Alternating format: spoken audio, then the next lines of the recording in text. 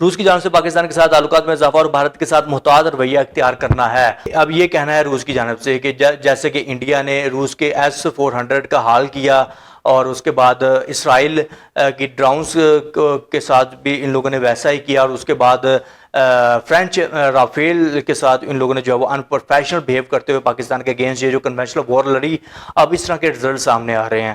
جنوبی ایشیا میں طاقت کے توازن کو متاثر کر سکتا ہے۔ پاکستان اور روس کے درمیان بڑھتا ہوا تعاون چین کے بیلٹ اینڈ روڈ انیشیٹو اور شمال جنوب ٹرانسپورٹ کاریڈور کے ذریعے علاقائی رابطوں کو بھی فروغ دے سکتا ہے۔ یہ پیش رفتیں نہ صرف جنوبی ایشیا بلکہ عالمی سطح پر بھی جغرافیائی سیاست میں تبدیلیوں کا پیش خیمہ بن سکتی ہیں، جہاں روس، چین اور پاکستان کے درمیان بڑھتا ہوا تعاون ایک نئے علاقائی بلاک کی تشکیل کی جانب اشارہ کرتا ہے۔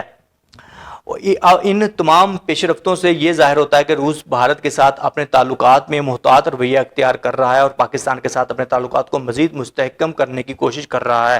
یہ تبدیلیاں عالمی سطح پر طاقت کے توازن اور علاقائی سیاست میں اہم اثرات مرتب کر سکتی ہیں۔